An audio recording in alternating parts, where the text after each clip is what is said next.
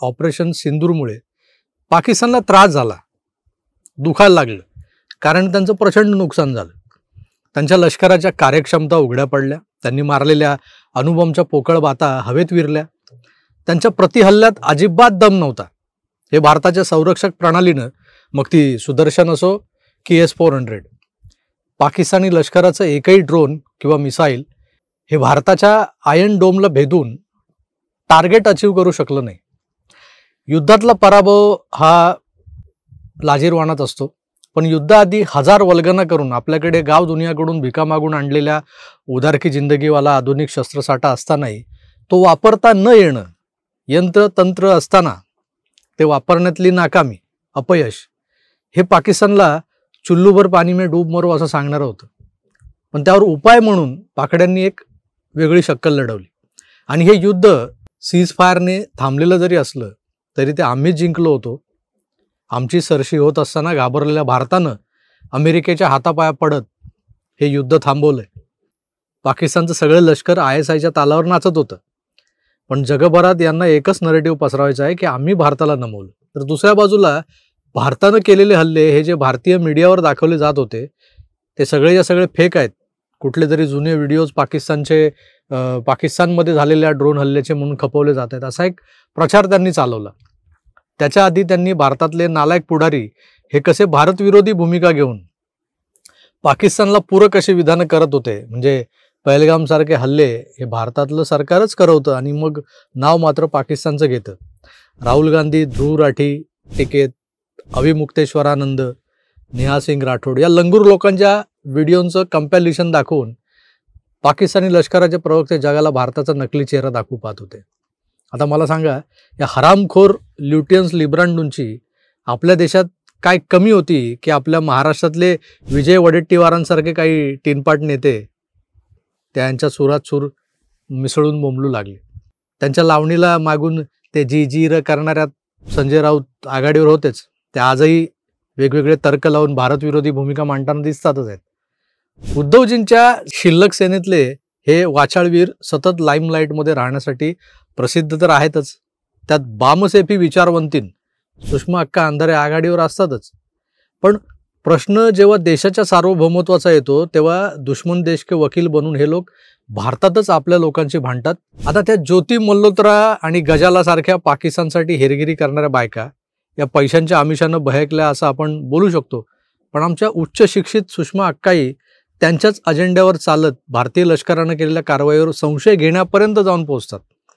एका TV चॅनलवरच्या चर्चेत त्यांनी लष्करानं प्रेस कॉन्फरन्स घेऊन सांगितलेल्या गोष्टी या खोट्या आहेत असं धडधडीतपणे बोलतात, तेव्हा त्यांच्यात आणि त्या गद्दार ज्योतीमध्ये काही विशेष फरक हा जाणवतच नाही. ती तरुण, दिसायला आकर्षक, गोरी गोमटी आणि इकडे नावातच अंधारलेलं युग, काळोख दाटलेला.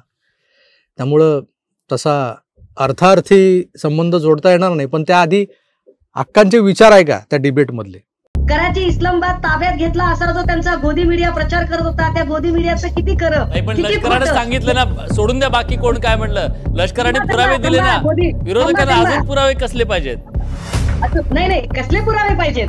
अरे तुम्ही फिलाडेल्फियाचं चित्र इकडचं चित्र म्हणून दाखवता. तुम्ही युक्रेन मधलं स्टेडियम हे तुम्ही युक्रेन मधलं स्टेडियम हे काय भाषा बोलताय तुम्ही? सैन्याबद्दल इतका अपमान. आमच्या या अक्कांना फिलाडेल्फिया हे जगाच्या नकाशावर नेमकं कुठे आहे हे तरी माहिती आहे का माहीत नाही. तिथं कोणतं मिसाईल पडलं होतं की तिथलं स्टेडियम उद्ध्वस्त झालं. भारतानं डागलेल्या ब्रह्मोसमुळे पाकिस्तानात अणुभट्ट्यांना तडे गेले, तिथून रेडिएशन सुरू झालं. अमेरिकेनं आपलं जे काही संशोधन करणारं एक पथक आहे, शास्त्रज्ञ आहेत, ते तातडीने त्या कैराना हिल्स भागात पाठवले. ते कशाला? मग पुढच्या 2 तासात इजिप्तवरून बोरॉन भरलेलं एक कार्गो विमान पाकिस्तानच्या एअरस्पेसमध्ये दाखल झालं आणि नूर खान कैराना हिल्स या पट्ट्यात ते अवकाशात घिरट्या घालून बोरॉनची फवारणी करून का बरं गेलं? आता बोरॉन कशासाठी वापरतात याबद्दल बीडच्या या अक्काला कितपत नॉलेज असेल? अल्ला मालिक. जेव्हा भारतानं 2 दिवस सातत्यानं ड्रोन हल्ले केले तेव्हा त्यातलं एक ड्रोन पिंडीच्या पाकिस्तान क्रिकेट अकॅडमीचं जे काही एक तिथे मॉन्युमेंट आहे त्या स्टेडियममधलं, त्या स्टेडियमच्या साऊथ स्टँडवर एक ड्रोन पडला आणि स्टेडियमचा तो भाग उद्ध्वस्त झाला. ये जी पंजाब पुलिस यहाँ पे खड़ी है, मैं अंदर जाने की मैंने कोशिश की है. इतने नालायक आदमी हैं, जाहिल आदमी हैं. पिंडी फूड स्ट्रीट के अंदर जो ड्रोन हमला हुआ है, अंदर जाने की कोशिश की है. कह रहे हैं जी आसमानी बिजली गिरी है. शर्म नहीं आती इन लोगों को झूठ बोलते हुए. यार ये हमारे इदारे के लोग हैं, मुझे कह रहे हैं जी आसमानी बिजली गिरी है. मैं अभी जा रहा था वहाँ पे, इन्होंने मुझे कहा कि जी आसमानी बिजली गिरी है. यहाँ पे लोगों के अंदर खौफ व हरास फैला हुआ है. लोग अपने बच्चों को लेने के लिए आ रहे हैं. ये फूड स्ट्रीट के हालात है रावलपिंडी के, जहाँ पर सुबह ड्रोन गिराया गया है और पंजाब पुलिस और फोर्सेस खड़ी हैं वहाँ पे. वो कह रही हैं जी आसमानी बिजली गिरी है. शर्म आनी चाहिए यार. आता मी दाखवलेला व्हिडिओ आणि फोटोज हे पाहून तरी अक्कांना म्हणावं हे पिंडी स्टेडियम, तालुका रावळपिंडी, जिल्हा पाकिस्तान असं समजून घ्या. कारण तुमची बौद्धिक झेप ही तालुका गेवराई, जिल्हा बीड पातळीचीच आहे. नाही म्हणायला गोदी मीडिया आहेच अक्करमाशी. पिंडी स्टेडियमच्या साऊथ हॉलचा एक भाग कोसळला तरी अख्खं स्टेडियम उद्ध्वस्त झालं असं म्हणतात. पण भारतीय लष्करानं पाकिस्तानच्या एअर स्ट्रिप्स उखाडल्या, मोठमोठाले खड्डे पडतील आणि त्या दणक्यानं पाकड्यांचे न्यूक्लिअर रिॲक्टर जे आहेत ते नादुरुस्त होतील असे हल्ले केलेले आहेत. त्याचे पुरावे आपल्या लष्कराने अधिकृतरित्या दिलेले आहेत. त्यात कुठल्या फिलाडेल्फिया स्टेडियमचा फोटो नव्हता. ते खड्डे आहेत ते वास्तविक आहेत. तिथे जर पाऊस पडला, पाणी भरलं तर एखादा तलाव होईल.